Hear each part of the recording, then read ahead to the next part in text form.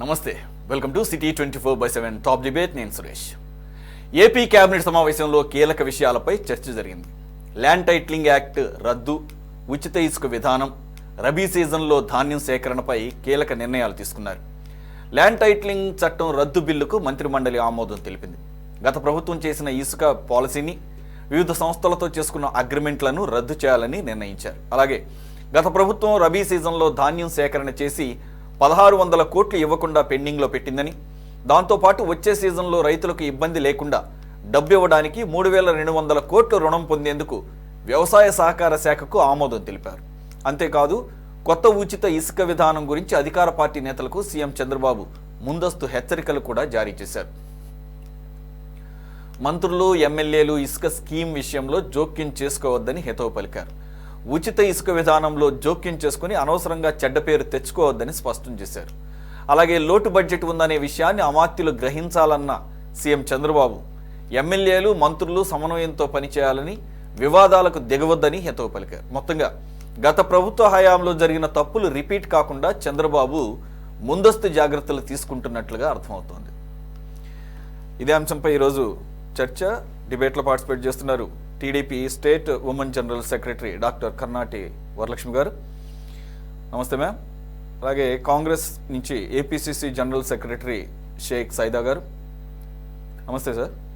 అలాగే ప్రముఖ analyst, senior journalist Koteswara గారు జాయిన్ అయ్యారు. మరి కాసేపట్లో సిపిఎం ప్రతినిధి కూడా జాయిన్ అవుతారు. కోటేశ్వర గారు, ఈరోజు కేబినెట్ భేటీ ముఖ్యంగా 3 అంశాల మీద చర్చ జరిగినట్లుగా అర్థమవుతుంది. ల్యాండ్ టైటిలింగ్ యాక్ట్ రద్దు, ఆల్రెడీ ముఖ్యమంత్రి గారు మొదటి 5 సంతకాల్లో అదొకటి కీలకంగా. అలాగే ఎన్నికల ప్రచారంలో ఇది కూడా చాలా కీలకంగా పనిచేసిందని అంటుంటారు. ఈ రిజల్ట్స్ రావటంలో ప్రజలు అభద్రతా భావానికి గురయ్యారని చెప్పేసి ఈ భూముల రీసర్వే రూపంలో అధికార పార్టీ అధికారికంగా హస్తగతం చేసుకోవడానికి ఏదైతే నీతి ఆయోగ్ కొన్ని విధి విధానాలతో రాష్ట్రాలు అవలంబించవచ్చు అన్నదాన్ని వీరికి అనుగుణంగా ల్యాండ్ టైటిలింగ్ యాక్ట్ని, ఫర్ ఎగ్జాంపుల్ ఈరోజు పార్థసారథి గారు చాలా సుదీర్ఘంగా దాని గురించి వివరణ చేయడం కూడా జరిగింది. For example TRO, titling register officer వచ్చేసి ఒక ఆఫీసర్ అధికారిని పెట్టాల్సింది పోయి ఎనీ పర్సన్ అని పెట్టారు. So this is enough to cancel this act అని చెప్పేసి. సరే, దీనికి మళ్ళీ రీప్లేస్మెంట్గా ఏమన్నా తీసుకొస్తారంటే దానికి కూడా చాలా కేటగిరీలుగా చెప్పారు. మన ఏపీకి వచ్చేసరికి రెవెన్యూ వ్యవస్థలు మిగిలిన రాష్ట్రాలతో పోల్చుకుంటే చాలా పటిష్టంగా ఉన్నాయి. ఏమన్నుంటే కనుక వాటిలో రిఫార్మ్ చేయటమే తప్ప దీన్ని తిరిగి తీసుకొచ్చే ఆలోచన అయితే లేదు అని అంటూనే ల్యాండ్ గ్రాబింగ్ ప్రివెన్షన్ యాక్ట్ 2024 ఇది ఆల్రెడీ గుజరాత్లో 2020 నుంచి అమలు అవుతుంది. ఆల్రెడీ కనుక గ్రాబ్ చేసి ఉంటే ఏమన్నా రాష్ట్రంలో ల్యాండ్స్, వాళ్ళని చట్టపరంగా చట్టం ముందు తీసుకురావడంలో భాగంగా వారు ఆ ల్యాండ్ తమదే అని ప్రూవ్ చేసుకోవాల్సిన చట్టం ల్యాండ్ గ్రాబింగ్ ప్రివెన్షన్ యాక్ట్ అనేది కూడా తీసుకొస్తామని చెప్తున్నారు. ఇక ల్యాండ్ విషయానికి వచ్చి అలాగే కొత్త ఇసుక విధానం కూడా ఆమోదం తెలిపినట్లుగా అర్థమవుతుంది. దానికి సంబంధించిన జీవోని ఏదైతే 8వ తారీఖు నుంచి అమల్లోకి వచ్చిన ఇసుక విధానం, ఉచిత ఇసుక విధానం జీవోకి సంబంధించిన దాన్ని కూడా రాటిఫై చేసామని, అలాగే ఈ ముఖ్యంగా ధాన్య సేకరణ గురించి, ఈ రబీలో ధాన్యం సేకరణ విధి విధానాలు, అలాగే దానికి కావాల్సినటువంటి ఫండింగు, అలాగే గత ప్రభుత్వ హయాంలో 1600 కోట్లు పెండింగ్ పెట్టారు. ధాన్యం సేకరించి కూడా పేమెంట్ జరగలేదు. దాదాపుగా 1000 కోట్లు ఆల్రెడీ రిలీజ్ చేశాము. బట్ అటువంటి ప్రాబ్లం రాకుండా ముందస్తుగా 3200 కోట్లకి గవర్నమెంట్ గ్యారంటీ ఉండేటట్లుగా ఆ పర్టికులర్ శాఖకు, ఇవన్నీ కూడా మెన్షన్ చేయడం జరిగింది. మీ అబ్జర్వేషన్ ఏంటి సార్? ఇక ల్యాండ్ టైటిలింగ్ యాక్ట్ అనేది ఇక పూర్తిగా రద్దయినట్టుగా భావించవచ్చు. అలాగే ల్యాండ్ గ్రాబింగ్ ప్రివెన్షన్ యాక్ట్ అనేది ఎంతవరకు ఉపయోగం ఈ రాష్ట్రానికి? గుజరాత్లో ఆల్రెడీ తీసుకొచ్చా ఉంటున్నారు. పాయింట్ టు పాయింట్ వెళదాం సార్. ల్యాండ్ టైటిలింగ్ యాక్ట్ రద్దు అనేటువంటిది అసెంబ్లీలో దాన్ని లాంఛనంగా వెనక్కు తీసుకోవాల్సి ఉంటుంది.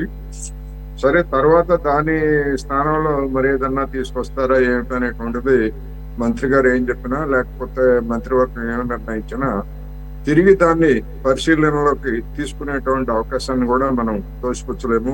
ఎందుకు అంటే కేంద్ర ప్రభుత్వము ఇలాంటి చట్టాలు చేయాలని చెప్పేసి రాష్ట్రాలన్నింటి మీద ఒత్తిడి చేస్తా ఉంది. ఆ ఒత్తిడిని కేంద్ర ప్రభుత్వం ఉపసంహరించుకుంటే తప్ప ఈ ఏదో ఒక రూపంలో ఈ చట్టం కూడా మళ్ళా వచ్చేదానికి కూడా అవకాశం ఉంది. అయినా మంత్రి అటువంటి నిర్ణయం తీసుకున్నారని చెప్పారు కనుక దాని ప్రాతిపదికనే మనం డిస్కషన్ చేయొచ్చు. ఇప్పటి వరకు తాత్కాలికంగా దాన్ని విశ్వసిద్దాం. కానీ నా అభిప్రాయం అయితే అటువంటి అవకాశాలు మళ్ళా ఉన్నాయనేది ఒకటి. ఇక మిగిలినటువంటి అంశాల్లో ధాన్యం కొనుగోలుకి రుణాలు తీసుకోవడం కానివ్వండి, లేదా ఇసుక పాలసీ కూడా, ఇవన్నీ రొటీన్ అంశాలు. ఆల్రెడీ ప్రకటించింది ఇసుక పాలసీ అనేటువంటి ప్రకటించింది. దాని విధి విధానాలకు సంబంధించి ఇంకా ఒక స్పష్టత రావాల్సి ఉంది. రెండోది, ఆ ఇసుక పాలసీకి సంబంధించి వచ్చినటువంటి విమర్శలని దృష్టిలో ఉంచుకొని, అంటే ఇప్పుడున్నటువంటి నిల్వల్ని విక్రయిస్తున్నారు తప్ప మిగిలినటువంటి రీచ్ల్లో కొత్తగా ఇసుక తవ్వకం లేక తోడకం అనేటువంటి దాని గురించి విధి విధానాలని ఏ విధంగా చేస్తారో చూడాలి.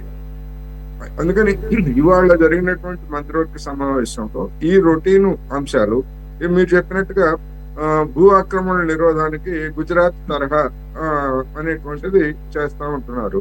ఆ గుజరాత్ తరహా అనేటువంటి దాన్ని కూడా మనం అధ్యయనం చేయాల్సి ఉంటుంది.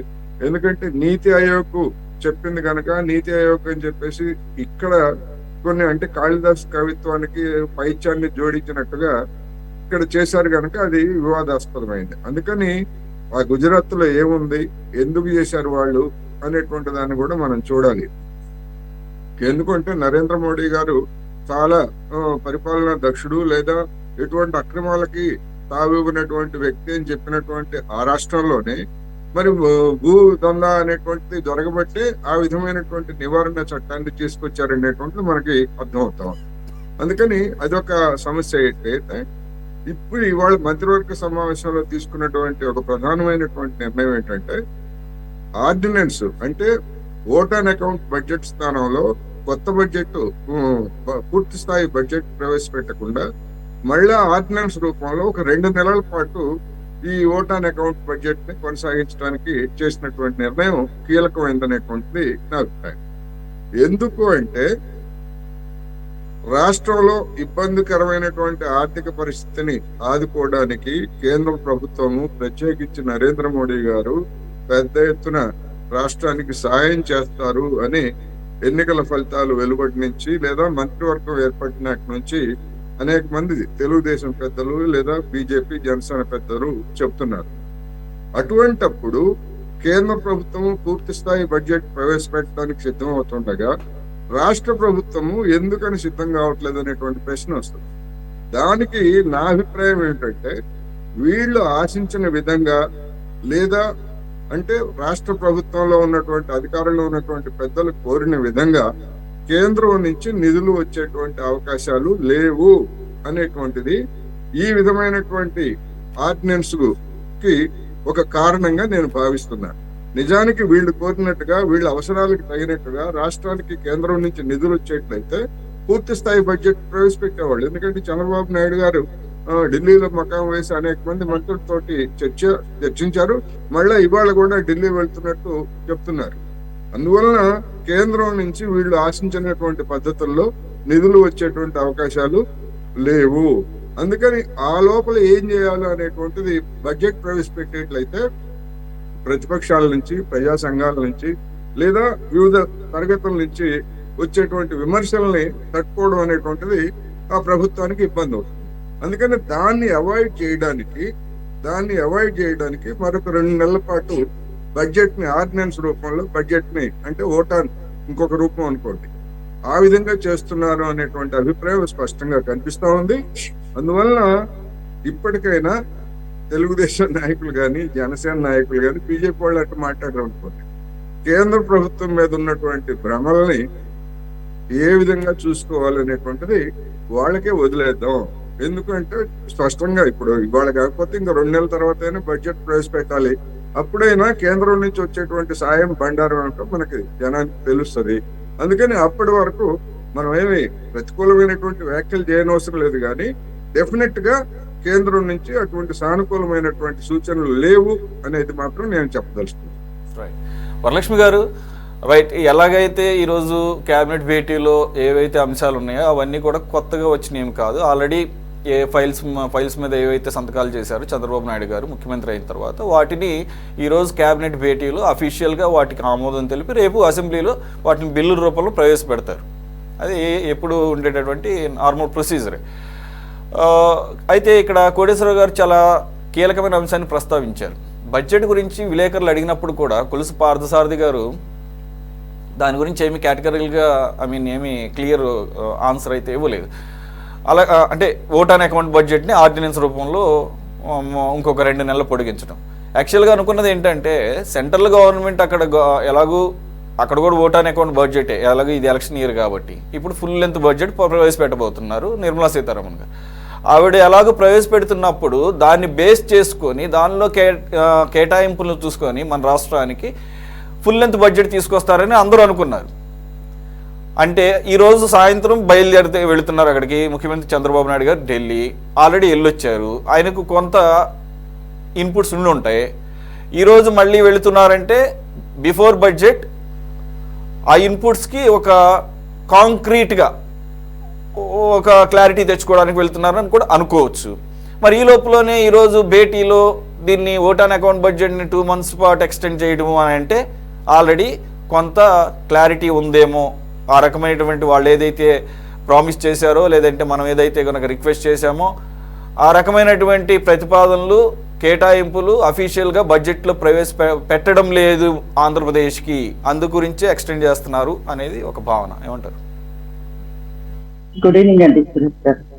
పెద్దలందరికీ, ప్యానెల్లో ఉన్న పెద్దలకి, మీ ద్వారా వీక్షించే ప్రేక్షకులకు కూడా అందరికి నమస్కారం. మా కోటేశ్వరరావు సార్కి మాత్రం మా కేంద్రం నుంచి అసలు మన రాష్ట్ర ప్రభుత్వం అసలు మన రాష్ట్రాన్ని మర్చిపోతుందనే దాంట్లోనే ఉన్నారు సార్కి, ఎందుకంటే ప్రీవియస్ ఎక్స్పీరియన్సెస్ కాబట్టి. సార్ యాక్చువల్ గా ఏంటంటే ఇవాళ నూతన గవర్నమెంట్ వచ్చి ఫామ్ అయింది కూడా నాకు తెలిసి 40 రోజులు అవుతుంది మొత్తము.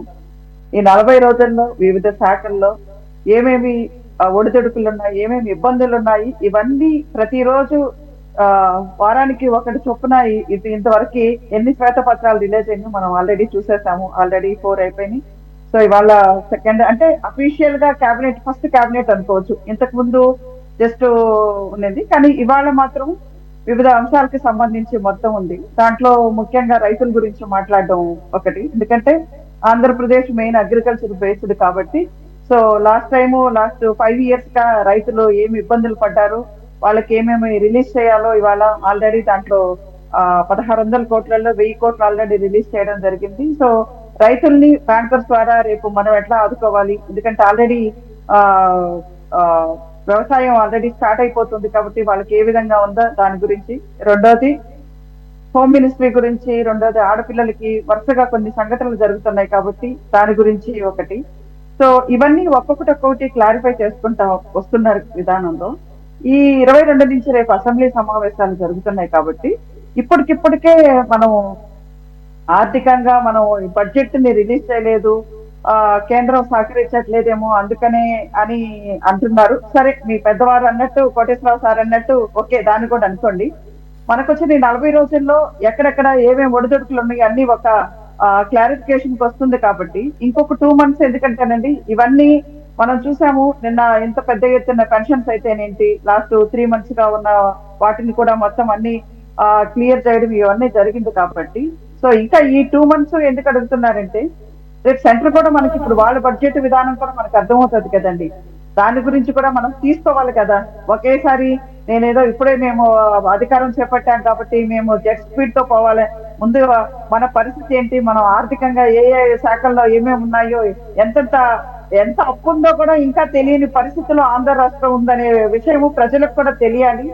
ఆ విధంగానే 2 months ఓట్ ఆన్ బడ్జెట్ కింద అడుగుంటారు. కానీ అంతేకాని ఏదో కేంద్రం ఏదో మనకి ఇప్పుడే ఇబ్బంది పెట్టేసిందని అనుకునేదానికి లేదు.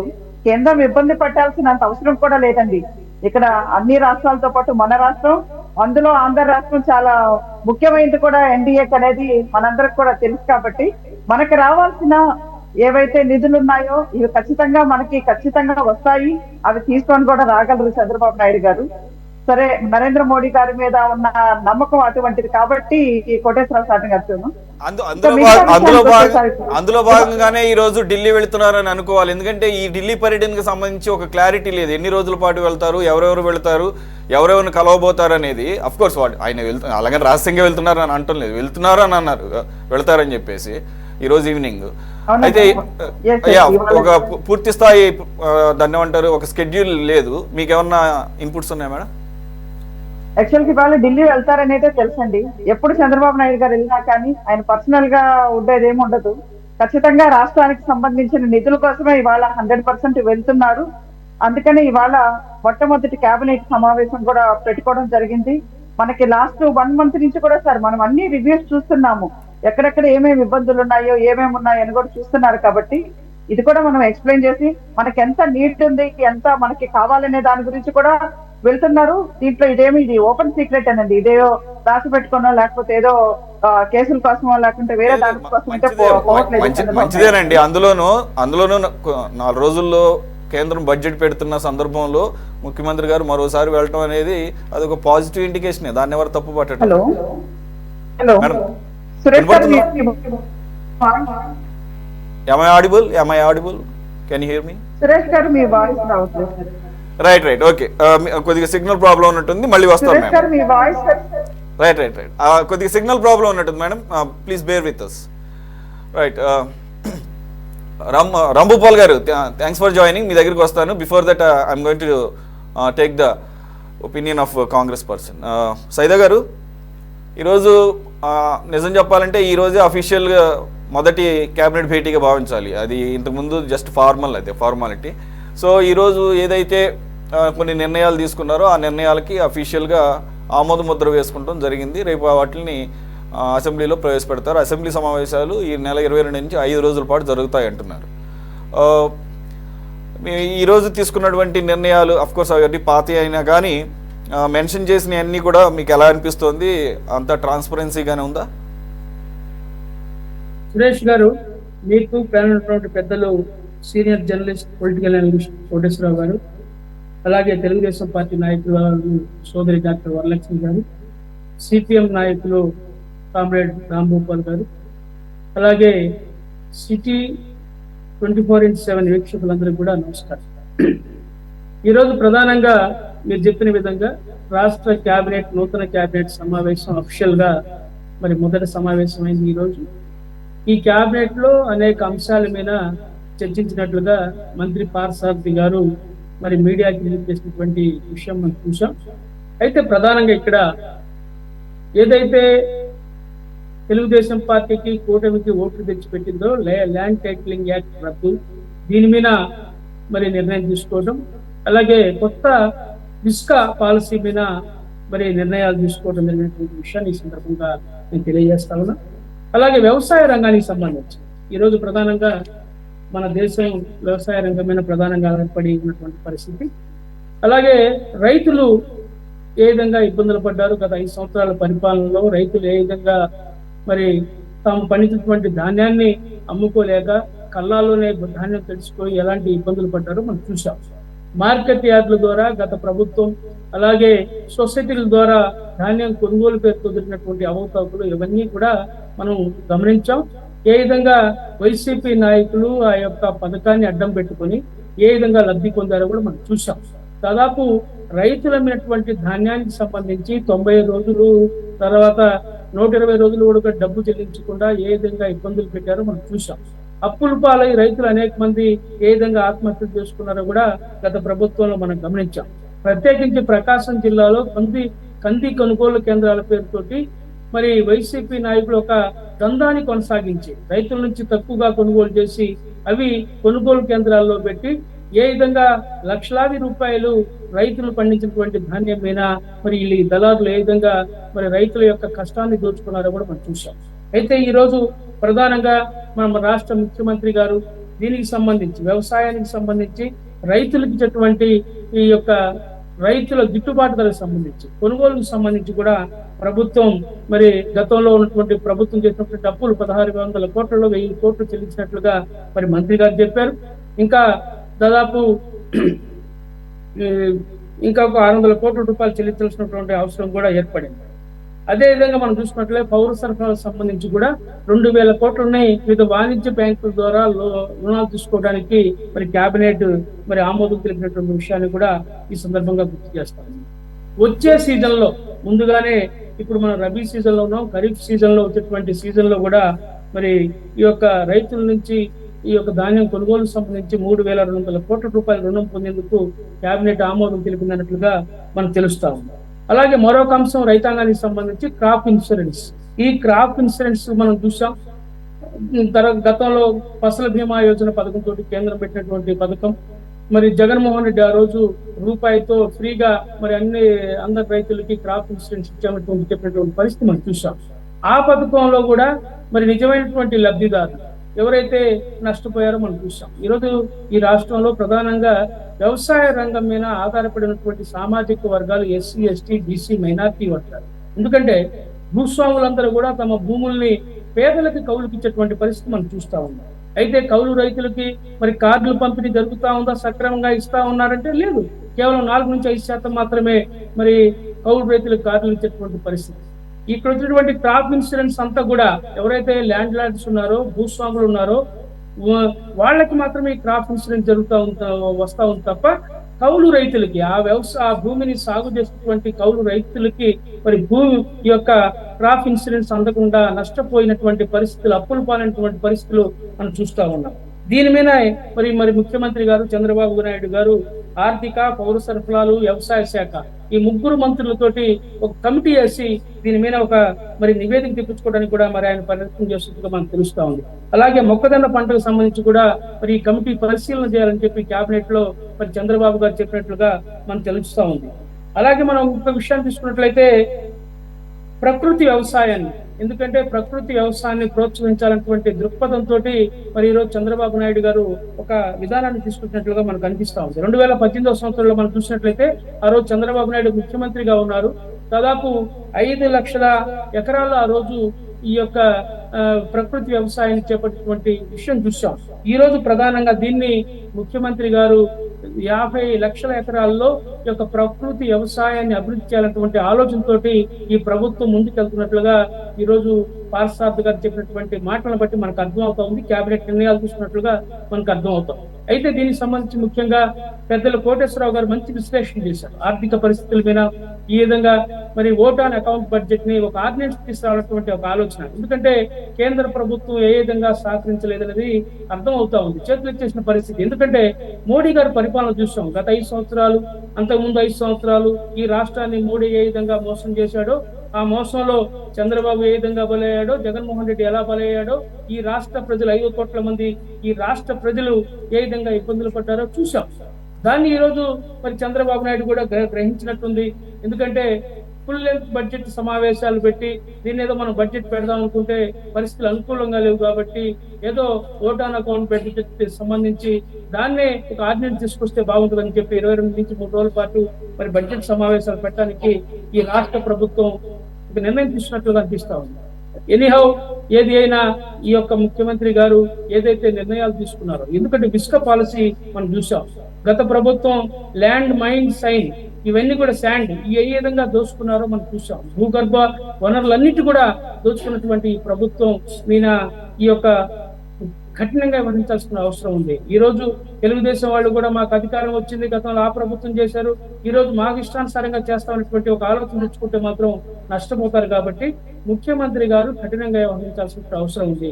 నేను ఎందుకు చెప్తున్నానంటే ఈ మాట, మా ప్రాంతంలో మొన్న ఒక రైతు ఇసుక తన ఇంట్లోకి ఒక బాత్రూమ్ కట్టడానికి ఇసుక కోసం బండి తీసుకొని వెళ్తే, ఎద్దుల బండి, ఆ ఊరి గ్రామానికి సంబంధించిన ఒక పెత్తనందారి నేను ఈ ఇసుకని నేను పాట పాడుకున్నాను, మీకు ఇవ్వడానికి లేదని చెప్పి పంపించినటువంటి పరిస్థితి. ఎందుకంటే ఆ రైతు నాకు ఫోన్ చేసి మాట్లాడినటువంటి విషయాన్ని సందర్భంగా గుర్తు చేస్తాను. ఎందుకంటే గత ప్రభుత్వం ఏ విధంగా ఇసుకను దోచుకొని కోట్లాది రూపాయలు దోచుకున్నారో మనం చూసాం. ఎమ్మెల్యేలు ఈ యొక్క నదీ తీర ప్రాంతంలో ఉన్నటువంటి ఈ యొక్క సముద్ర తీర ప్రాంతం, నదీ తీర ప్రాంతంలో ఉన్నటువంటి వాళ్ళు ఏ విధంగా ఇసుకను దోచుకున్నారో ఆ పరిస్థితి రాకుండా చూడాల్సిన అవసరం ఉంది. ముఖ్యమంత్రి చంద్రబాబు నాయుడు గారు దాని క్రెడిబిలిటీ పోగొట్టుకోకుండా, ఏదైతే ప్రజలు నమ్మి ఓట్లేసి గెలిపించారో వాళ్ళ యొక్క నమ్మకాన్ని ఒమ్ము చేయకుండా, ఏంటంటే మంత్రివర్గంలో కూడా చెప్పినట్టు తెలుస్తా ఉంది, ఎమ్మెల్యేలకి మంత్రులకు కూడా మీ ఇష్టానుసారంగా మీరు ప్రవర్తించొద్దు, మీరు కఠినంగా ఉండండి, వీటిని తలదొరచొద్దని చెప్పి కూడా ఆయన వార్నింగ్ ఇచ్చినట్టుగా తెలుస్తా ఉంది. ఏదేమైనా ఈ యొక్క రైతాంగానికి సంబంధించి ప్రధానంగా దీనికి తీసుకున్నటువంటి అంశాన్ని కాంగ్రెస్ పార్టీ తరఫున మేము స్వాగతిస్తా ఉన్నాం. అయితే ప్రజలు చాలా ఆశించారు. ఎందుకంటే ఆయన చెప్పినటువంటి సూపర్ 6 ఫార్ములాకు సంబంధించి ఆయన చెప్పినటువంటి వాటిని మరి ఎంతో మంది మహిళలు, ఎందుకంటే 5 కోట్ల జనాభాలో 2.5 కోట్ల మంది మహిళలు మరి ఉచిత బస్సు సౌకర్యం ఏర్పాటు చేస్తారేమో, కేబినెట్ నిర్ణయం తీసుకుంటారని చెప్పి ఆశించారు. కానీ అది జరగల.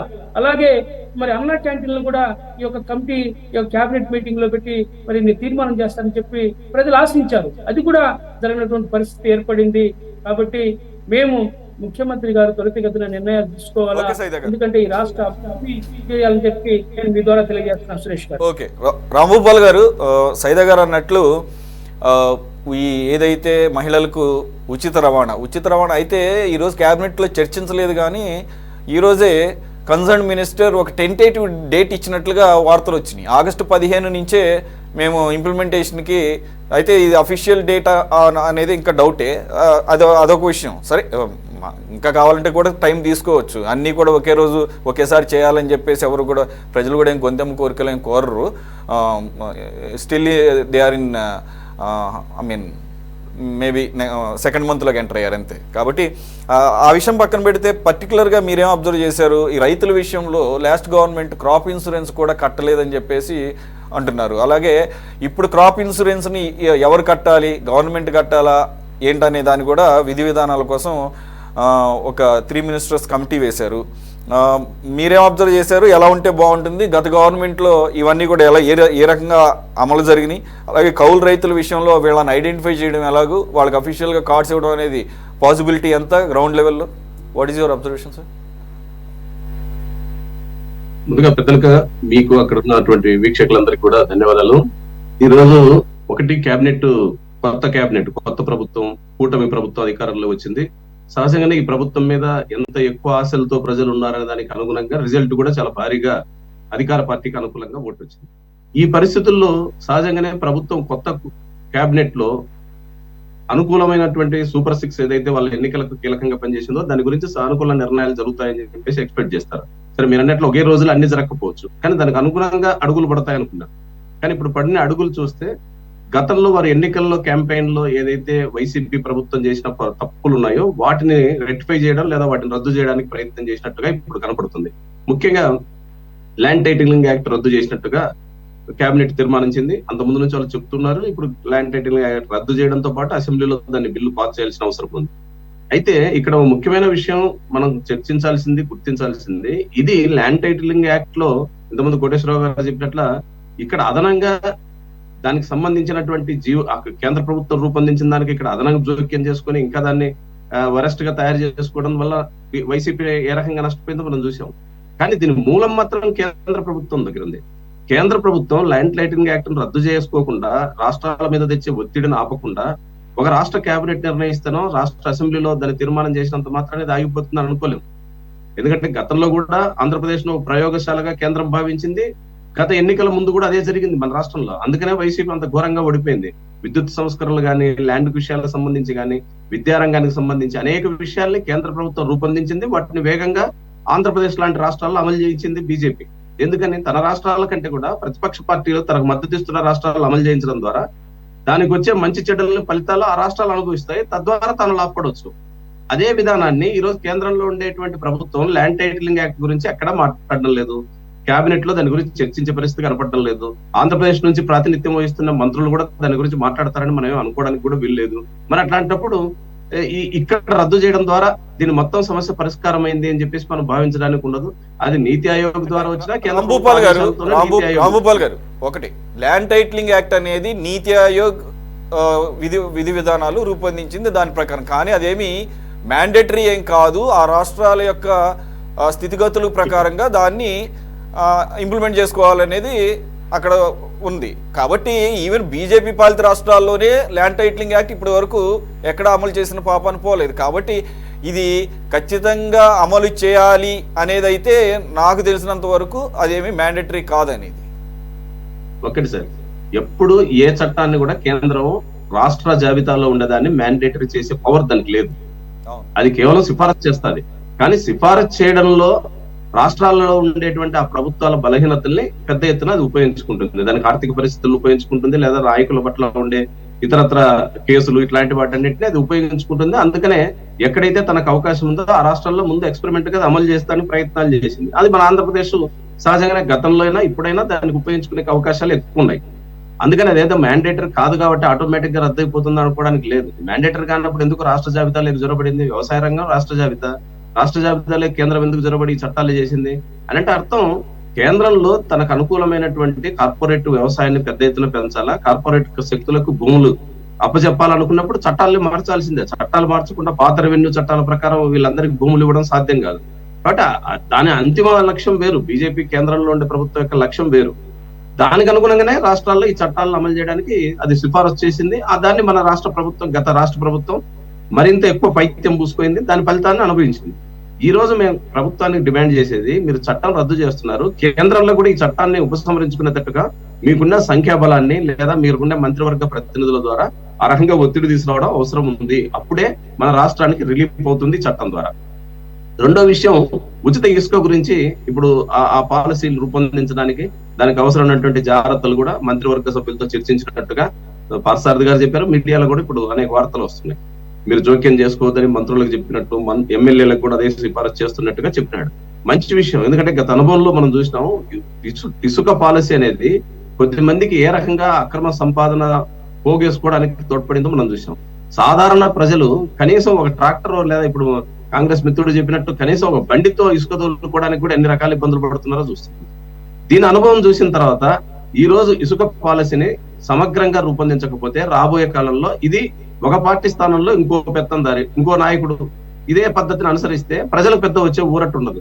అందుకని ఇసుక పాలసీని సమగ్రంగా రూపొందించి దాన్ని పటిష్టంగా అమలు చేసి ముఖ్యంగా రాజకీయ జోక్యాన్ని నివారిస్తే తప్ప ఈ ఇసుక పాలసీ ద్వారా పేదలకు మధ్యతరగతి వారికి ఊరట కలగదు. ఈ రోజుకి మన కన్స్ట్రక్షన్ వర్క్ ఆగిపోయింది. అదేవిధంగా మనకు కావాల్సినటువంటి ఇసుక దొరక్క ఎన్ని రకాల ఇబ్బందులు పడుతున్నారో మధ్యతరగతి ప్రజలు మన అనుభవంలో చూస్తున్నాం. మరి వీటన్నిటిని దృష్టిలో పెట్టుకొని ఇది మరో వనరు అని చెప్పేసి తెలుగుదేశం నాయకులు భావిస్తున్నట్టున్నారు కనుకనే ముఖ్యమంత్రి గారు వెంటనే వార్నింగ్ ఇచ్చినాడు. ఫస్ట్ కేబినెట్ లోనే వార్నింగ్ ఇచ్చి లేదా దానికి సంబంధించిన జాగ్రత్తలు చెప్పినారు అంటే దాని అర్థం గతంలో ఆ ప్రభుత్వం చేసింది కాబట్టి మనం కూడా ఇదే వాడుకుందాం, ఇదే పద్ధతి చేద్దామని కొద్దిమంది ఎక్కడో ప్రయత్నాలు చేసినట్టున్నారు. అందుకనే వెంటనే ముఖ్యమంత్రి గారు దాని జాగ్రత్తలు చెప్పారు. నేననేది కేవలం ఏదో మీడియా కోసం లేదా తాను జాగ్రత్తగా చెప్తున్నాననే వాటి కోసం చెప్తే మాత్రం ఉపయోగంలా. రాజకీయ జోక్యాన్ని కఠినంగా అరికడితే తప్ప ఉచిత ఇసుక పాలసీ ప్రజలకు మేలు జరిగే అవకాశం ఉండదు. మూడోది, ముఖ్యంగా ఈ రోజు రాష్ట్ర ప్రభుత్వం రైతాంగానికి సంబంధించిన మీరు అన్నట్టు క్రాప్ ఇన్సూరెన్స్ సంబంధించి దానికి బీమా మొత్తాన్ని రాష్ట్ర ప్రభుత్వం మేమే కడతాము లేదా ఆ రకంగా ఆలోచిస్తామని ఎన్నికల సందర్భంలో చంద్రబాబు నాయుడు గారు నాకు గుర్తుండి 7 సభల్లో మాట్లాడినాడు రైతుల గురించి. ఈ రోజు నేను ప్రభుత్వాన్ని కోరుతున్నది, ఈ ఉచిత క్రాప్ ఇన్సూరెన్స్ పథకానికి ప్రభుత్వం డబ్బులు చెల్లించి ఆ రకంగా రైతాంగాన్ని ఆదుకోవాల్సిన అవసరం ఉంది. గతంలో మనం చూసినాం, ఈ రోజు గత ప్రభుత్వం హయాంలో క్రాప్ ఇన్సూరెన్స్ ద్వారా మన క్లెయిమ్ వస్తున్నది 80% ప్రభుత్వ ఇన్సూరెన్స్ కంపెనీల నుంచి వస్తే కేవలం 20% మాత్రమే ప్రైవేట్ ఇన్సూరెన్స్ కంపెనీలు చెల్లించినాయి. దీని ద్వారా మన రాష్ట్రంలో రైతాంగం కట్టినటువంటి ప్రీమియం కంటే మనకు వచ్చినటువంటి రైతులకు వచ్చినటువంటి సౌకర్యం 40% లోపే ఉంది. అంటే రైతాంగం 100% డబ్బులు కడితే క్రాప్ ఇన్సూరెన్స్ ద్వారా రైతాంగానికి కొనుగోరింది కేవలం 40%. అంటే కంపెనీలు లాభపడినాయి. దాని ఇన్సూరెన్స్ చేయించుకోవడంలో ప్రైవేట్ కంపెనీలకు పెద్ద ఎత్తున భాగస్వామ్యం ఉంది.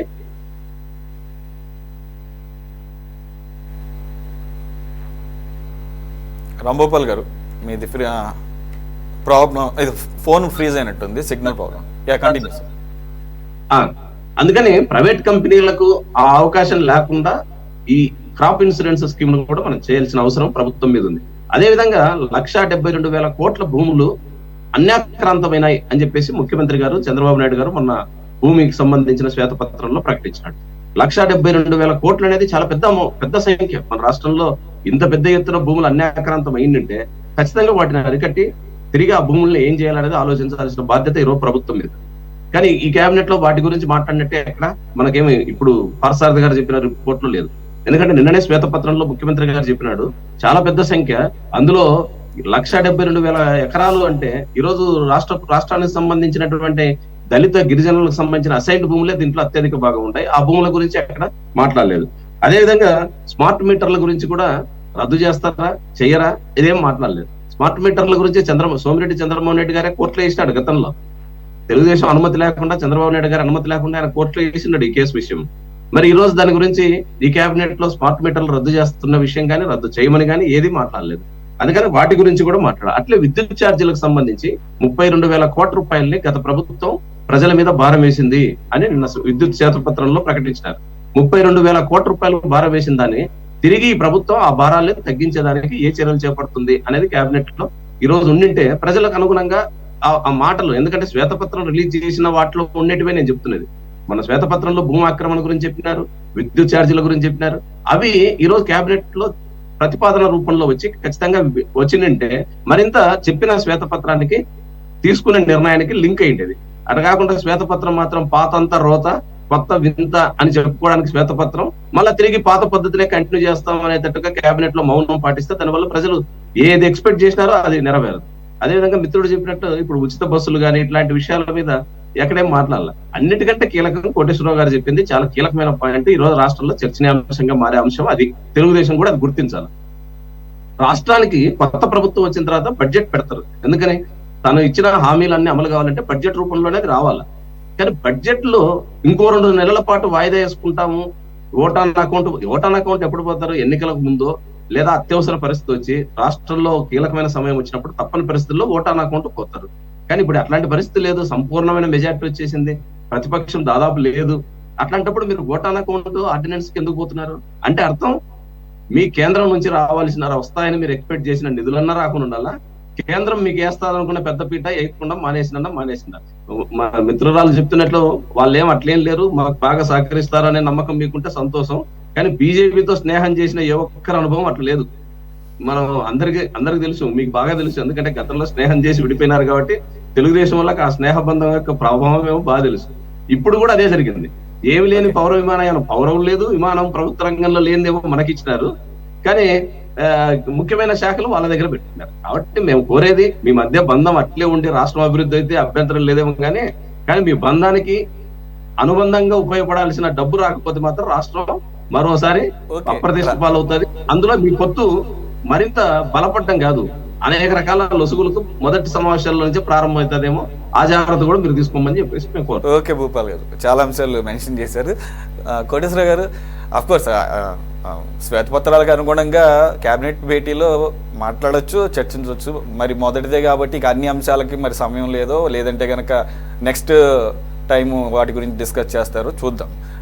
ఇకపోతే రేపు అసెంబ్లీ సమావేశాల సందర్భంగా ఈ బిల్లులు అవ్వచ్చు, లేకపోతే ఇంక వేరే ఏ అంశాల మీదైనా కానీ శాసనసభ వరకు అయితే కనుక వీళ్ళకి ఎటువంటి ఇబ్బంది లేదు. ముందు అసలు వాళ్ళు వస్తారో లేదో తర్వాత విషయం, ప్రతిపక్షంగా వైసీపీ వారు.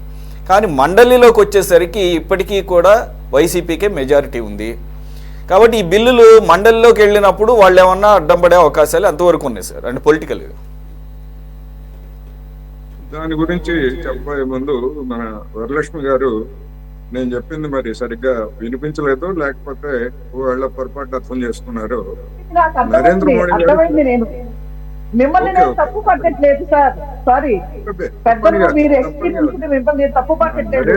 కానీ ఏదో నరేంద్ర మోడీ గారు అన్యాయం చేయబోతున్నారేమో అనే మీ మాటల్లో వ్యక్తమైంది. నేను అన్నట్టుగా నేను నరేంద్ర మోడీ గారు కొత్తగా అన్యాయం చేస్తారని నేను ఆ భావంతో నేను చెప్పలేదు, అటువంటి భావం లేదు, నేను చెప్పలేదు.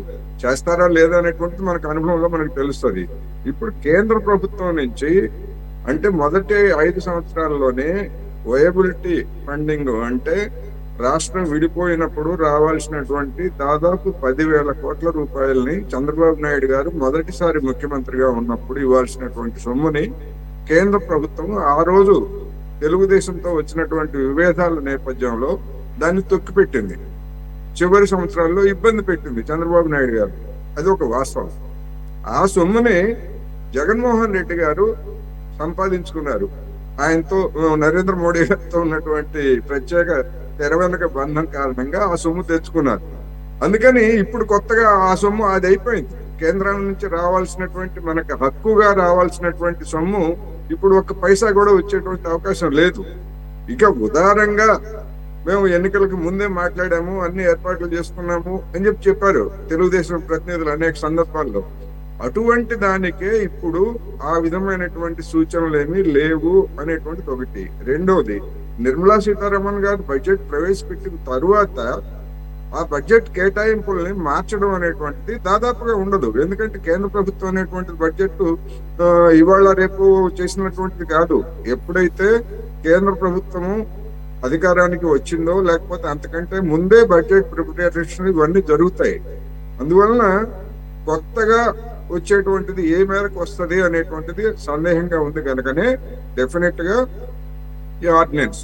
ఎందుకు అంటే వివిధ సూపర్ 6 కు సంబంధించినటువంటి పథకాలకు సంబంధించి ఒకవేళ బడ్జెట్ కనుక పూర్తి బడ్జెట్ కనుక పెట్టేట్లయితే గవర్నర్ ప్రసంగంలో వివిధ అంశాల మీద, ఆర్థిక పరిస్థితి మీద కావచ్చు, లేదా చేసినటువంటి వాగ్దానాల మీద కావచ్చు, లేదా రాష్ట్ర ప్రభుత్వం వ్యవహరించబోయేటువంటి భవిష్యత్తు విధానం గురించి గవర్నర్ ప్రసంగంలో విషయాలని చెప్పాల్సి వస్తుంది.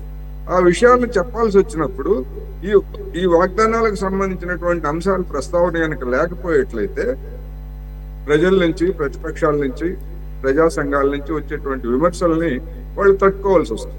అందుకని దాన్ని ఒక 2 నెలల పాటు అయినా అవాయిడ్ చేయొచ్చు. ఇప్పుడు గవర్నర్ ప్రసంగమే ఉండదు, అందుకని విధాన ప్రకటన అనేది అంటే చెప్పక్కర్లేదు, తర్వాత చూసుకోవచ్చు. ఈ లోపల పరిణామాలు ఏ విధంగా ఉంటాయి, లేకపోతే రాజకీయ ప్రచారాలు ఏ విధంగా ఉంటాయి ఏమిటనేటువంటి అది వేరే అంశం. అందుకని దాన్ని విధానాల పరమైనటువంటి అంశాలను చెప్పకుండా వాయిదా వేయటానికి కూడా ఈ ఆర్డినెన్స్ అనేటువంటి దాన్ని ఉపయోగిస్తున్నారు అనేటువంటిది స్పష్టం. ఎందుకు అంటే ఏదో మంత్రదండం, నరేంద్ర మోడీ గారి దగ్గర మంత్రదండం లేదు, చంద్రబాబు నాయుడు గారి దగ్గర కూడా మంత్రదండం లేదు. అందుకని దీన్ని ఎట్లా కసరత్తు చేస్తారు అనేటువంటి ఒకటైతే, రేపు బడ్జెట్ సమావేశాల సందర్భంగా ముందు కూడా మరొక కేబినెట్ సమావేశం జరుగుతుంది. ఆ సమావేశంలో కానీ లేదా అసెంబ్లీ సమావేశాల్లో కానీ ఈ మహిళలకు ఉచిత పథకం కానీ లేకపోతే ఇటువంటి ఏమన్నా ప్రకటిస్తారా లేదా ఏమిటనేటువంటిది మనం చూడాల్సి ఉంది. అందువలన ఆర్థిక పరమైనటువంటి ఇబ్బందుల్లో రాష్ట్ర ప్రభుత్వం ఇవాళ ఉంది కనుకనే దానికి అనుగుణంగా ఈ బడ్జెట్ వాయిదా అనేటువంటి జరుగుతా ఉంది. ఇక మీరన్నట్టుగా ఈ బడ్జెట్ ప్రవేశపెడితే లేకపోతే ప్రతిపాదనలు కనుక పెట్టేట్లయితే శాసన మండలిలో దాని మీద రచ్చ చేయడానికి వైసీపీ పార్టీ సిద్ధంగా ఉంది. ఎందుకు అంటే శాసన మండలికి ఆర్థిక బిల్లుని రిజెక్ట్ చేసేటువంటి అధికారం లేదు. ఒకవేళ మెజారిటీ సభ్యులు ఉండి దాన్ని పునః పరిశీలించండి అని చెప్పేసి తిరిగి పంపించడం, అసెంబ్లీకి పంపించడం, ఆ అసెంబ్లీ లేదు మేము తిరిగి పునః పరిశీలించాము ఇది ఫైనల్ అని చెప్పేసి మళ్ళా మండలికి పంపించిన తర్వాత రబ్బర్ స్టాంప్ వేయడం తప్ప శాసన మండలికి మరొక అధికారం లేదు, శాసన మండలి కానీ రాజ్యసభకు కానీ. అందుకని అది పెద్ద సమస్య కాదు. కాకపోతే దాని మీద కొద్ది రోజులు చర్చ అధికార పక్షం ప్రతిపక్షం మధ్య లేదా మీడియాలోను లేదా ప్రజా సంఘాలు ఇతర పార్టీల మధ్య చర్చ జరుగుతుంది. అటువంటి చర్చని కోరుకోవడానికి వైసీపీ ఇప్పుడు ఎదురు చూస్తూ ఉంది. అందుకని ఈ బడ్జెట్ వాయిదా లేదా ఆర్డినెన్స్ అనేటువంటిది కూడా ఒక విధంగా చెప్పాలంటే వైసీపీకి రాబోయేటువంటి రోజుల్లో అంటే ఈ 2 నెలలు 3 నెలల పాటు చర్చనీయాంశం చర్చ చేయడానికి ఒక ఆయుధాన్ని ఈ ప్రభుత్వం ఇచ్చింది అని కూడా నేను ఈ సందర్భంగా చెప్తున్నాను. మేడం వరలక్ష్మి గారు, ఈ విషయంలో మరి తెలుగుదేశం విధానం అంటే ఇప్పుడు కోటేశ్వర గారు చెప్పినట్లు ఆ అవకాశాన్ని వైసీపీ వాళ్ళు ఎంతవరకు అందిపుచ్చుకుంటారో కూడా చూడాలి. ఎందుకంటే వాళ్ళ ప్రస్తుతం మైండ్ సెట్స్ అన్ని కూడా వాళ్ళవన్నీ నెగిటివ్గానే అనిపిస్తుంది. అసలు ముఖ్యమంత్రి గారు కనుక వస్తే ఇవన్నీ కూడా ఆటోమేటిక్గా చర్చ వస్తుంది. వాళ్ళల్లో కూడా కొంతమంది సీనియర్ లీడర్స్ ఉన్నారు. సరే అది చూద్దాం ఎలాగో. But session is very short, only 5 days. ఇకపోతే ముఖ్యంగా మహిళగా ఉన్నారు కాబట్టి మహిళలకి ఉచిత రవాణా గురించి ఎదురు చూస్తున్నారు ఈ రాష్ట్ర మహిళలు. అందులోనూ పక్కన తెలంగాణలో ఇమ్మీడియట్గా ఫస్ట్ ఇంప్లిమెంట్ చేసింది ఆ హామీనే. అది విధానపరమైన నిర్ణయం కాబట్టి ఈజీ కూడా, అంటే కంపారిటివ్లీ. అయితే దీంట్లో మళ్ళీ స్టడీ చేస్తాము, తెలంగాణ అలాగే కర్ణాటకలో ఏ విధంగా అమలవుతుందని చెప్పేసి టైం తీసుకుంటాం అన్నారు, ముందే చెప్పారు రవాణా శాఖ మంత్రి. దాని ప్రకారంగా అయితే ఈరోజు టెంటేటివ్ డేట్ August 15th అంటున్నారు. అయితే ఆల్రెడీ తెలంగాణలోను కర్ణాటకలోను కొన్ని విమర్శలు ఉన్నాయి. సరే అక్కడున్న స్థాయిలో ఇక్కడ క్యాబ్స్ ఉండే అవకాశం లేదు సార్. క్యాబ్ డ్రైవర్స్ వాళ్ళు పడుతున్న కష్టాలు, ఆటో డ్రైవర్లు వాళ్ళు పడుతున్న కష్టాలు వాళ్ళు చెప్తున్నారు. ఏదైతే ఈ ఆక్యుపెన్సీ లేడీస్ ఆక్యుపెన్సీ పోయింది కాబట్టి వాళ్ళకి ఇబ్బందులు పడుతున్నారని చెప్పేసి అదొకటి నెగిటివ్గా వచ్చే అవకాశం. రెండోది వచ్చేసరికి అసలు ఇది మొత్తంగా అందరికీ గంపగుత్తగా మహిళలకి ఇంప్లిమెంట్ చేయడం ఎంతవరకు సమంజసం అనేది కూడా ఇప్పుడు అక్కడ ఇంట్రాస్పెక్షన్ జరుగుతోంది. ఇప్పుడు ఆర్థికంగా వెసులుబాటు ఉండి యంగ్ ఉమెన్ అలాగే వర్కింగ్ ఉమెన్ ఐ మీన్ వాళ్ళకేం పెద్ద ఇబ్బంది ఏం కాదు రవాణా అది అందులోనూ ఆర్టీసీకి సంబంధించి భరించడం. దీనికి కూడా ఒక విధి విధానాలు 60 సంవత్సరాల పైబడి వృద్ధులకి కంపల్సరీగా మొత్తానికి, అలాగే విద్యార్థులందరికీ కూడా చదువుకునే వాళ్ళందరికీ పూర్తి స్థాయిలో ఉచితంగా ఇవ్వచ్చు అనేది ఆ రకంగా ఏమన్నా మళ్ళీ మీరు పునఃపరిశీలన చేసే అవకాశం ఏమైనా ఉందా, లేదంటే కనుక అది ఏమన్నా నెగిటివ్ సెన్స్ తీసుకొస్తుందని భావిస్తున్నారు? సార్ ప్రతి ఒక పథకం అనుకోండి, ఏదైనా ప్రభుత్వం నుంచి ఏదొచ్చినా కానీ దానికి ప్లస్ మైనస్ రెండు ఉంటాయి. ప్రజలకి అది ఖచ్చితంగా మంచి జరుగుతుందంటే ఆల్టర్నేటివ్ గా సేమ్ టైం ఖచ్చితంగా ఇప్పుడు మీరు అన్నారు క్యాబ్ డ్రైవర్స్ అనుకోండి, ఆటోలు అయితేనేంటి, ఇవి వయసు వరుస రెండిటికి ఉంటుందండి. కానీ ఇక్కడ ఏదైతే సూపర్ 6 పథకంలో మహిళలు ఖచ్చితంగా ఉన్నారు కాబట్టి సో ఇది ప్రజల నుంచి ప్రజలకు ఏం మంచి జరుగుతుందో అది కంపల్సరీగా ప్రభుత్వ విధానంలో భాగంగానే చేయాల్సి వస్తుంది. రెండోది మీరు అన్నట్టు తెలంగాణ ఇప్పుడు కర్ణాటక చూస్తే మెట్రోపాలిటన్ సిటీస్ లో క్యాబ్ సిస్టమ్ అదంతా ఎక్కువ ఉంది.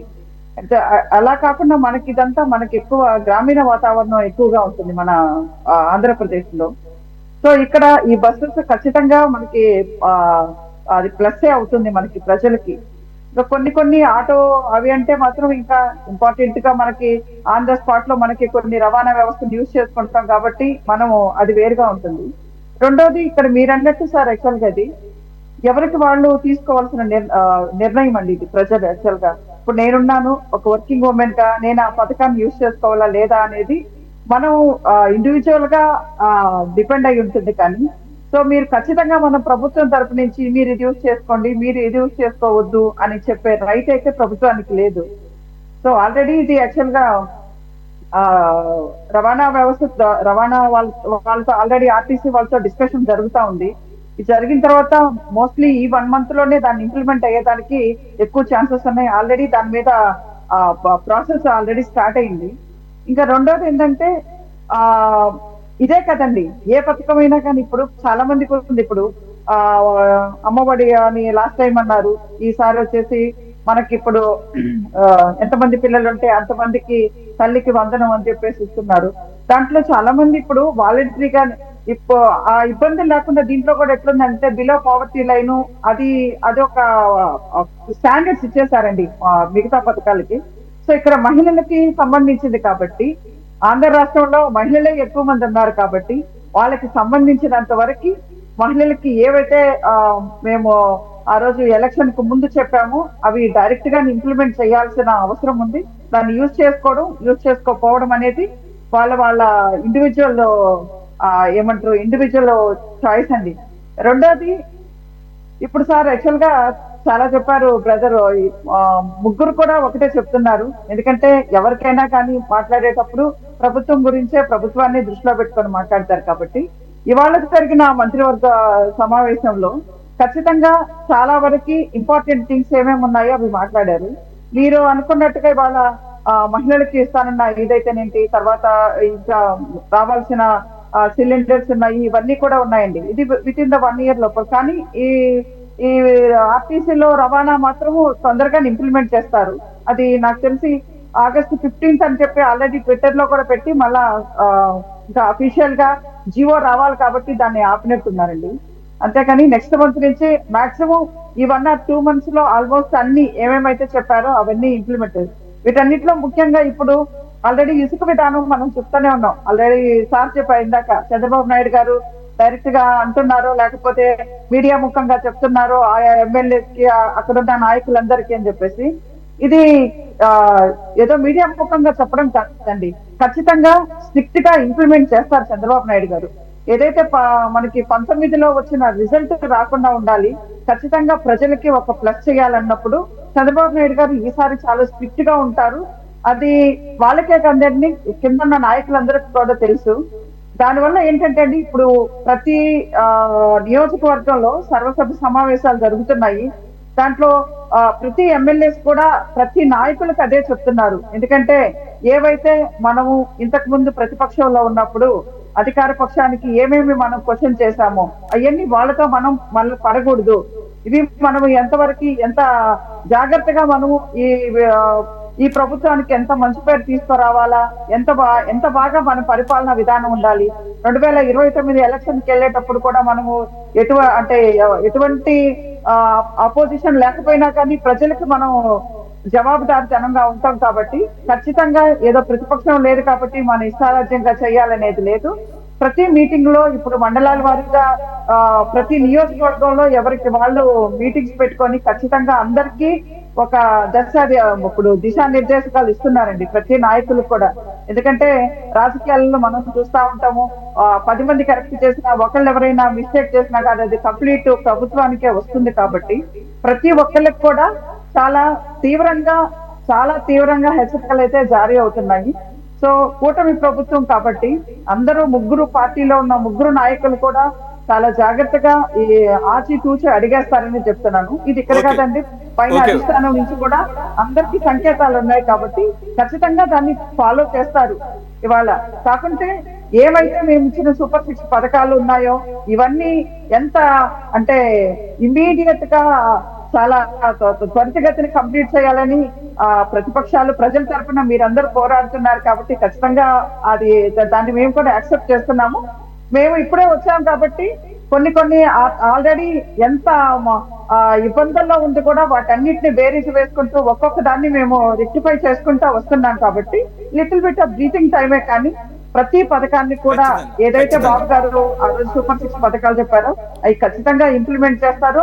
బడ్జెట్ కూడా చాలా తొందరగానే చేస్తారు. ఖచ్చితంగా అన్ని మీరు ఏమనుకుంటున్నారో అది కేంద్ర సహకారాలు ఉన్నా లేకపోయినా కానీ ఇక్కడున్న రిసోర్సెస్ యూజ్ చేసుకోను, లేకపోతే చంద్రబాబు నాయుడు గారు ఏదైతే ఇంతకు ముందు నంబర్ ఆఫ్ కంపెనీస్ ని మనం స్వాగతించామో ఇక్కడ బిజినెస్ ని మనం ఇంకా పెంపొందించుకొని తద్వారా కూడా మనం ప్రజలకి మంచి చేయాలని చెప్పేసి ఖచ్చితంగా ఆ వైపునే అడుగులు పడతాయి. అందుకని మీరందరూ కూడా దాన్ని కొంచెం little bit of breathing time ఇవ్వాలని కూడా తప్పకుండా ఖచ్చితంగా ఇస్తారు. ఎందుకంటే జస్ట్ మీరు ఇంకా 40 days అన్నారు, 40 days కూడా కాదు, జస్ట్ 36 days ఆర్ సంథింగ్ అంతే, అంతకన్నా ఏం పెద్ద టైం ఏం అవ్వలేదు. But steps are looking positive. ఇంప్లిమెంటేషన్లో ఎలా ఉంటుందనేది చూద్దాం.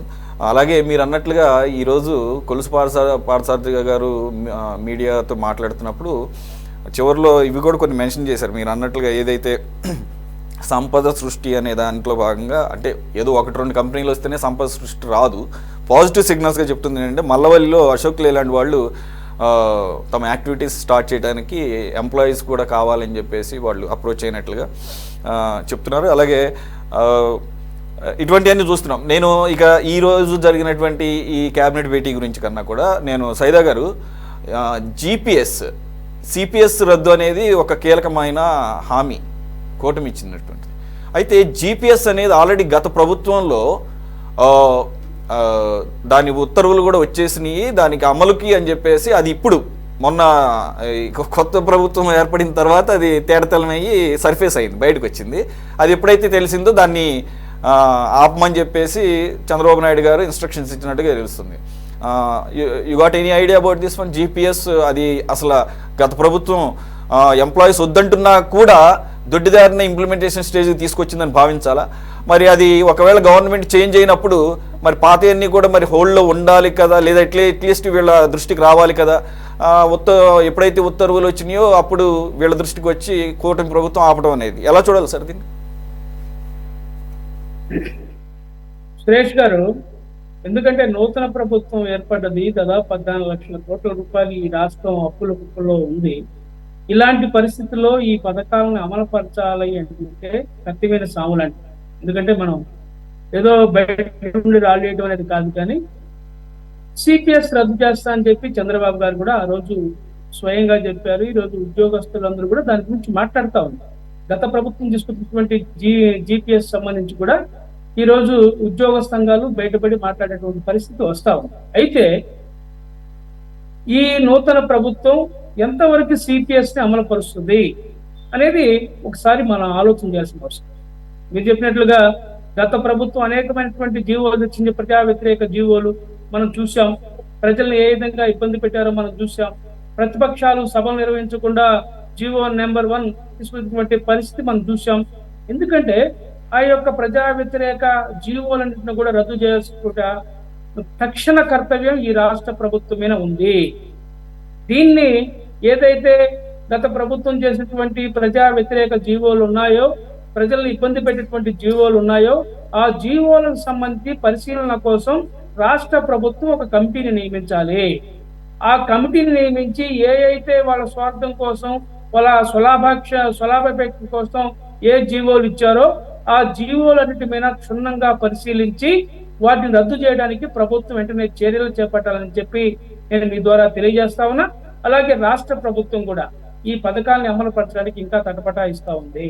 ఇందాక సోదరి ఈ ఉచిత రవాణా సంబంధించి మహిళలకు సంబంధించి కూడా మాట్లాడినటువంటి సందర్భంలో ఈ రోజు మనం చూసినట్లయితే రవాణా వ్యవస్థలో సరైనటువంటి బస్సులు లేనటువంటి పరిస్థితి, ఇప్పుడున్నటువంటి జనాభాకే మరి బస్సులు లేక ఇబ్బంది పడేటువంటి పరిస్థితి. ఉచిత రవాణా అంటే మరి ఊరుకున్నోళ్ళు కూడా, ఇంట్లో ఉన్నోళ్ళు కూడా ఏదో నా కూతురు దగ్గర పోయేదో, నా కొడుకు దగ్గర పోయేదో అని చెప్పి బస్సు ఎక్కేటువంటి పరిస్థితి చూసాం. మన తెలంగాణలో కానీ కర్ణాటకలో కానీ చూసినట్లయితే అనేక ట్రోల్స్ వచ్చాయి. యాడికి వెళ్తున్నామంటే ఒక ఆమె తలదూకుంటా బస్సు ఎక్కి కూర్చుంది. ఏం లేదమ్మా, ఈ తలారిపోద్ది, ఒక 20 కిలోమీటర్ల ప్రయాణం చేసి తలారిపోద్ది కాబట్టి నేను బస్సులో ప్రయాణం చేస్తున్నానని. ఎందుకంటే ఇలాంటి విమోస్ అన్ని కూడా మనం చూసాం. ఎందుకంటే ఇప్పుడు బస్సులు సక్రమంగా లేవు, అన్ని డొక్కు బస్సులే. కొత్త బస్సులు కొన్నటువంటి పరిస్థితి ఈ రాష్ట్రంలో లేదు. ఇప్పుడున్నటువంటి బస్సులు ఏదైనా ఒక రాజకీయ పార్టీ మీటింగ్ పెడతా ఉందంటే ఆ రోజు ప్రయాణికులు ఇబ్బంది పరిస్థితి. ఈ రోజు ఏ బస్సు చూసినా ఫుల్ గా ఉన్నారు. ఇది ఆక్యుపెన్సీ వచ్చేసి 80%, 90% ఆక్యుపెన్సీ ఈ రోజు బస్సుల్లో జరుగుతూ ఉంది. మరి ఉచిత బస్సులు అంటే కొత్త బస్సులు లేకుండా ఇది సాధ్యమైతే, కొత్త బస్సులు కొనుగోలు చేయకుండా, ఉన్న బస్సులను మరమ్మతులు చేయకుండా మళ్ళీ డొక్కు బస్సులను ఎక్కిస్తే అవి మరి కుప్పకూలే పరిస్థితి, ఆ తర్వాత యాక్సిడెంట్ అయ్యే పరిస్థితి, ఇవన్నీ ఉన్నాయి. ఏదైనా ప్రభుత్వం చాలా క్షుణ్ణంగా ఆలోచించి ఏదైతే మహిళలకు ఇచ్చినటువంటి హామీని, నేను ఒకటే చెప్తా ఉన్నా, ప్రభుత్వం ఏమైనా సరే 106 అగ్రహారం వీడైనా ఈ యొక్క ఉచిత మహిళల బస్సు ప్రయాణాన్ని మాత్రం కొనసాగించాలి. లేకపోతే వాళ్ళు వెంటనే రోడ్డు ఎక్కుతారు. నో డౌట్ సోదరి వరలక్ష్మి మరి ఏమనుకుంటుందో తెలియదు, కానీ వాళ్ళు మాత్రం రోడ్లెక్కే మాట్లాడే పరిస్థితి ఉంటుంది. ప్రభుత్వం కొత్త బస్సులు కొనుగోలు చేయాలా, అలాగే మహిళలకు ఉచితమైనటువంటి రవాణా సౌకర్యం కల్పించాల్సిన అవసరం ఉంది. మరొకటి, అన్నా క్యాంటీన్లు కూడా ప్రజలు మీ మీద నమ్మకం పెట్టుకున్నారు, భరోసా పెట్టుకున్నారు. అన్నా క్యాంటీన్లు వెంటనే మరి పునరుద్ధరించి, ఎందుకంటే ఒక 1000 కోట్లు బడ్జెట్ కేటాయిస్తే అది త్వరలోనే ఇంప్లిమెంట్ అయ్యేటువంటి పరిస్థితులు ఉన్నాయి. దాని మీద మీరు చేయాలా. అలాగే ఉచితంగా 2 సిలిండర్లు ఇదొకటి కీలకమైంది. అన్నా క్యాంటీన్ల విషయంలో వాళ్ళు చాలా ఫామ్ గా ఉన్నారు. ఇది విత్ ఇన్ డేస్లోనే ఇంప్లిమెంటేషన్లోకి వస్తాయి అంటున్నారు. 183 మొదటి దశలో అని చెప్పేసి అంటున్నారు. అతి ముఖ్యమైనది మీరు అన్నట్లుగా 3 సిలిండర్లు, అది చాలా ఇంపార్టెంట్. అది ఏ విధంగా అమలు చేస్తారనేది of course as we discussed, I mean the new government is still in second month, so let us give some time to breathe. Rambhupal గారు, ఈ జీపీఎస్ విషయం ఒకటి మీ దృష్టికి వచ్చే ఉంటుంది. ఇది గత ప్రభుత్వం ఆల్రెడీ ఇంప్లిమెంటేషన్ స్టేజ్లో తీసుకొస్తే కొత్త ప్రభుత్వం గమనించి దాన్ని హోల్డ్ చేశారని చెప్పేసి అంటున్నారు. దీని గురించి మీకున్న సమాచారం సార్. ఒక విషయం ముందు మాట్లాడి తర్వాత చెప్తాను. వరలక్ష్మి గారు చెప్పినట్టుగా వాళ్ళ ముఖ్యమంత్రి గారు మంత్రులందరినీ, అదేవిధంగా ఎమ్మెల్యేలని చాలా కంట్రోల్ చేస్తున్నాడు. గత తప్పులు జరగకూడదు అని చెప్పేసి అంటున్నాడు. అది చాలా సంతోషం, అట్లే జరుగుతాయి. కానీ ప్రాక్టికల్ గా జరుగుతున్నది వేరు. వరలక్ష్మి గారి దృష్టికి, వాళ్ళ పార్టీ దృష్టికి కూడా వచ్చి ఉంటుంది. ముఖ్యంగా చిరుద్యోగులు, కాంట్రాక్ట్ అవుట్ సోర్సింగ్ ఉద్యోగుల తొలగింపు అనేది కొన్ని జిల్లాల్లో చాలా పెద్ద ఎత్తున సాగుతుంది. ఉదాహరణకు అనంతపూర్ మధ్యాహ్నం భోజనం ఏజెన్సీలని 60% నుంచి 70% ఏజెన్సీలు ఇప్పటికే రద్దు చేసేసినారు. అదేవిధంగా ఫీల్డ్ అసిస్టెంట్లు, ఉపాధి హామీ పథకాన్ని అమలు చేయాల్సిన ఫీల్డ్ అసిస్టెంట్లు మీరు ఎవరు పని చేయొద్దు అని చెప్పేసి లోకల్ ఎమ్మెల్యేలు చెప్పేస్తున్నారు. వాళ్ళు పని చేయకపోవడం వల్ల ఉపాధి కార్మికులకు, వ్యవసాయ కూలీలకు పనులు పెట్టే పరిస్థితి కూడా లేదు. స్టోర్ డీలర్స్ మంత్ ఎందుకు ఇబ్బంది పడినారు గవర్నమెంట్ తెలుసు. లాస్ట్ మంత్ మామూలుగా మనం స్టోర్ కు లోడింగ్ చేసే పాయింట్ దగ్గర 18th స్టార్ట్ చేస్తారు బియ్యాలు. కానీ లాస్ట్ మంత్ 26th వరకు లోడింగ్ పాయింట్ దగ్గర మనం అప్లోడ్ చేయలేకపోయినారు. కారణం ఏమిటి? ఎవరు డీలర్కి ఇవ్వాలా? గతంలో ఉండేది వైసీపీ డీలర్స్. అదే డీలర్స్ కి ఇప్పుడు ఇస్తే మా గవర్నమెంట్ వచ్చి ఏం ఉపయోగం అని చెప్పేసి లోకల్ లీడర్స్ అడుగుతున్నారు. అందుకని వాళ్ళని సాటిస్ఫై చేయడానికి ఎమ్మెల్యేలు చివరకు పెండింగ్ పెట్టించారు. చివరి మినిట్ లో అడావిడిగా ఇప్పటి వరకు, ఇప్పుడు 18th వస్తుంది రేపు, ఇప్పటి వరకు ఇంకా క్లియరెన్స్ రాలేదు ఏ డీలర్స్ కి ఎవరికి. అంటే లోకల్ ప్రెజర్ చాలా ఎక్కువ ఉంది. వాస్తవానికి ఎమ్మెల్యేల మీద, తెలుగుదేశం నాయకుల మీద చాలా ప్రెజర్ ఉంది. కారణం గతంలో వైసీపీ తప్పులు చేసింది కాబట్టి ఇప్పుడు కూడా వాళ్ళకేనా, ఇప్పుడు అధికారం మనకు వచ్చినా అదే పద్ధతేనా అనేటువంటి ఆందోళన నుంచి వాళ్ళు, మీరు స్టోరీ డీలర్ల విషయమా లేదు రాజకీయ నాయకులుగా కాంట్రాక్ట్ లో ఈ విషయాల గురించి మీరు మాట్లాడుకుంటే అది మీ రాజకీయాలకు సంబంధించి. కానీ చిరుద్యోగులు ఉన్నారు, అంగన్వాడీలు, ఆశాలు, మధ్యాహ్నం భోజనం ఏజెన్సీలు, ఇట్లాంటి చిరుద్యోగుల మీద మనం ఏ రకమైన తప్పులు చేసినా అది అల్టిమేట్ గా నష్టం అధికార పార్టీకి. గతంలో వాళ్ళు చేసింది అదే. వైసీపీకి ఎందుకు కాదు, వైసీపీ మీద ఎందుకు అంత ఆక్రోషంగా మహిళలు రోడ్లపైకి వచ్చి నెలల కొద్ది ఆందోళన చేసినారు? వాళ్ళు చేసింది అది. వాళ్ళ పెద్దరికం, పెత్తందారితనం అనేది చిరుద్యోగుల మీద పెద్ద ఎత్తున ప్రయోగించినారు. ఆ పరిస్థితి పునరావృతం కాకుండా అధికార పార్టీ చాలా జాగ్రత్త తీసుకోవాల్సిన అవసరం ఉంది. ఇసుక వీటితో పాటుగా ముఖ్యంగా చిరుద్యోగుల తొలగింపు మీద చూడాలి. తర్వాత మీరు అన్నట్లు జిపిఎస్ విషయానికి సంబంధించి, జిపిఎస్ గెజెట్ నోటిఫికేషన్ 12th వచ్చింది. కరెక్ట్ గా 12th ముఖ్యమంత్రి గారు ప్రమాణ స్వీకారం జరిగింది.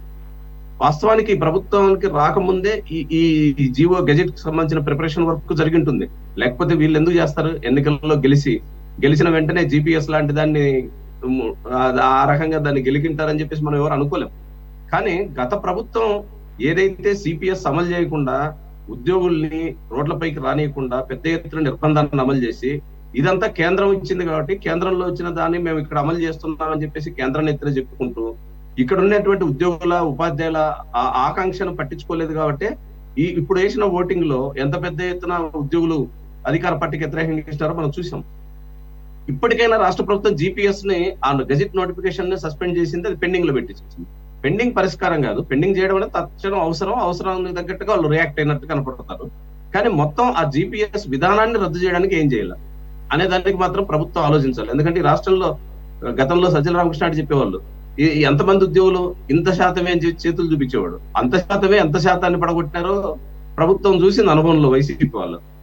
మీరు ఇప్పటికైనా అధికార పార్టీ తెలుగుదేశం కూటమి ప్రభుత్వం ఈ జిపిఎస్ విధానాన్ని రద్దు చేసి సిపిఎస్ పాత పద్ధతిని తీసుకురావడానికి ఏ రకంగా మనం అమలు చేయాలా, దానికి ఉండే విధానాలేమి, దానికి అవకాశాలేమి, ఇతర రాష్ట్రాల్లో కొన్ని రాష్ట్రాలు దీన్ని అమలు చేస్తున్నాయి, రాజస్థాన్ చట్టమే చేసింది. కాబట్టి ఇట్లాంటి అవకాశాలు ఏమున్నాయనే దానికి అనుగుణంగా రాష్ట్ర ప్రభుత్వం ఆలోచించినప్పుడు మాత్రమే ఉద్యోగ ఉపాధ్యాయుల్లో కూడా సానుకూలత రావడానికి అవకాశం ఉంది. ముఖ్యంగా చిరుద్యోగులు మాత్రం ప్రభుత్వం చాలా సీరియస్ గా ఆలోచించాల్సిన ముఖ్యమైన పాయింట్ అని చెప్పి నేను అనుకుంటున్నాను. మనకి సమయం అయిపోయింది. కోటేశ్వర గారు, మీతో కంక్లూడ్ చేస్తాను ఆన్ దిస్ జిపిఎస్ వ్యవహారం. జిపిఎస్ కి సంబంధించి అసలు వాస్తవం ఏంటంటే, ఓల్డ్ పెన్షన్ స్కీమ్ రద్దు చేసి న్యూ పెన్షన్ స్కీమ్ ని ఆంధ్ర రాష్ట్రంలో ప్రవేశపెట్టింది, ఉమ్మడి ఆంధ్ర రాష్ట్రంలో ప్రవేశపెట్టింది చంద్రబాబు నాయుడు గారు. అది మర్చిపోకూడదు. ఎందుకంటే ఆ రోజు దాన్ని న్యూ పెన్షన్ స్కీమ్ ని ఆయన ఆమోదించారు. అది సరే, ఎన్నికల్లో అప్పుడు దానికి వ్యతిరేకంగా ఓటింగ్ అది తెలిసిందే. చంద్రబాబు నాయుడు గారు అప్పుడు అధికారం కోల్పోయారు. తర్వాత జరిగినటువంటి చర్చ అంతా వచ్చినప్పుడు ఎక్కడ చంద్రబాబు నాయుడు గారు ఈ న్యూ పెన్షన్ స్కీమ్ రద్దు చేసి ఓల్డ్ పెన్షన్ స్కీమ్ ని మేము అమలు జరుపుతామని ఎక్కడ స్పష్టంగా చెప్పలే. దాని గురించి మాట్లాడారు తప్ప ఎక్కడ చెప్పలేదు. అందువలన రాబోయేటువంటి రోజుల్లో ఇది కూడా ఒక కీలకమైనటువంటి అంశంగా మారుతా ఉంది అనేది ఒకటైతే ఈ సందర్భంగా నేను చెప్పదలుచుకున్నాను. రెండోది, ఇది గతంలో జీవో తయారైనప్పటికీ నోటిఫికేషన్ అనేటువంటిది 12న వెలువట్టం అనేటువంటిది అది ఏదో యాక్సిడెంటల్ గా జరిగిందని నేనైతే అనుకోవట్లేదు. ఎందుకు అంటే, ప్రభుత్వం రాకముందే కొన్ని నియామకాలు, ఉన్నతాధికారుల నియామకాలు కూడా జరిగినటువంటి పరిస్థితి మనం చూసాం. అటువంటిది గెజెట్ నోటిఫికేషన్ ఇవ్వడానికి ఏ అధికారి అయినా అంత ధైర్యం చేయగలిగినటువంటి అధికారి ఎవరు అనేటువంటిది, నిజానికి అటువంటి అధికారి మీద చర్య తీసుకుంటే ఈ ప్రభుత్వానికి అది నిజంగానే కావాలని చేసింది అనేటువంటిది జనానికి అర్థమవుతుంది. చర్య తీసుకోకుండా ఏదో మేము రద్దు చేశాం కదా అని చెప్పేసి దాన్ని మాఫీ చేసేట్లయితే అది ఒక అనుమానంగానే మిగిలిపోతుంది అనేది చెప్తున్నా. ఇక రెండోది, చంద్రబాబు నాయుడు గారి హెచ్చరికలు. నేను ఆయన ముఖ్యమంత్రి అయిన దగ్గర నుంచి నేను చూస్తూనే ఉన్నాను. ఇంతకంటే పెద్ద పెద్ద హెచ్చరికలు చేసినటువంటి తెలిసిందే. ఇదే ఉచిత ఇసుక విధానం 2014 నుంచి 2019 వరకు ఇదే ఉచిత ఇసుక విధానం లేదా మట్టి ఈ పేరుతోటి జరిగినటువంటి తెలుగుదేశం పార్టీ అనుసరించినటువంటి కార్యకర్తలు లేదా స్థానిక నాయకులు అనుసరించినటువంటి అక్రమాలు 2019లో ఓడిపోవడానికి ఒక కారణంగా మారాయనేటువంటిది మర్చిపోకూడదు. రెండోది పనికి ఆహార పథకం కింద ఆనాడు నాగ జనార్దన్ రెడ్డి గారికి బియ్యం రెడ్డి అనేటువంటి పేరు కూడా వచ్చింది. అందుకని ఇటువంటి స్కీములను దుర్వినియోగం చేయడంలో తెలుగుదేశానికి కానీ లేదా వైసీపీకి కానీ పెద్ద తేడా ఏమీ లేదనేటువంటిది నేను ఈ సందర్భంగా చెప్పదలుచుకున్నా. అందుకని చంద్రబాబు నాయుడు గారు హెచ్చరికలు చేసిన కొద్దీ దాని అర్థం ఏంటంటే ఇప్పటికే జోక్యం ప్రారంభమైంది అనేటువంటిది మనకి స్పష్టంగా కనిపిస్తూ ఉంది. ఒక ప్రముఖ రాజకీయ విశ్లేషకుడు కూడా దాని గురించి ఆల్రెడీ ఒక హెచ్చరిక కూడా చేశారు, అది అందరికీ తెలిసింది. అందుకని ఆ ఎందుకు అంటే ఎన్నికల్లో స్థానిక నాయకులు గాని ఎమ్మెల్యేలు గాని పెద్ద ఎత్తున పెట్టుబడులు పెట్టారు. నేను మళ్ళీ చెప్తున్నా, పెట్టుబడులు పెట్టి గెలిచినటువంటి వాళ్ళు వడ్డీతో సహా లాభాలు పిండుకోవడానికి చూస్తారు. అందుకని ఇసుక మట్టి గతంలో ఎట్లాగైతే కొల్లగొట్టారో అటువంటి దానికి ఎదురు చూస్తున్నారు. వైసీపీ ఓడిపోవడానికి కొంతమందికి అటువంటి అవకాశం రాకపోవడం కూడా వైసీపీ ఓడిపోవడానికి ఒక కారణం. ఇప్పుడు చంద్రబాబు నాయుడు గారి మీద వైసీపీ కంటే ఎక్కువ ఒత్తిడి, జగన్మోహన్ రెడ్డి గారి మీద కంటే తెలుగుదేశం వైపు నుంచి ఎక్కువ ఒత్తిడి వస్తుంది. అందుకని ఎట్లా చేస్తారు ఏమిటనేటువంటిది చూడాల్సింది. ఆ విధంగా జరగకూడదనే ఈ సందర్భంగా నేను చివరిగా చెప్పదలుచుకున్నాను. తెలుగు తమ్ముళ్ళు సహకరించాలని కోరుకుందాం ఈ విషయంలో చంద్రబాబు నాయుడు గారికి, లేకపోతే ఆయన ఇచ్చినటువంటి కాజన్ కానీ లేదంటే కనుక ఒక హెచ్చరికలు కానీ. Thank you very much for joining Koteswararao గారు, రాంభూపాల్ గారు, వరలక్ష్మి గారు, అలాగే సైదా గారు. ఇది వాళ్ళ టాప్ డిబేట్. మరో అంశంతో మళ్ళీ కలుద్దాం. Stay tuned to city 24/7.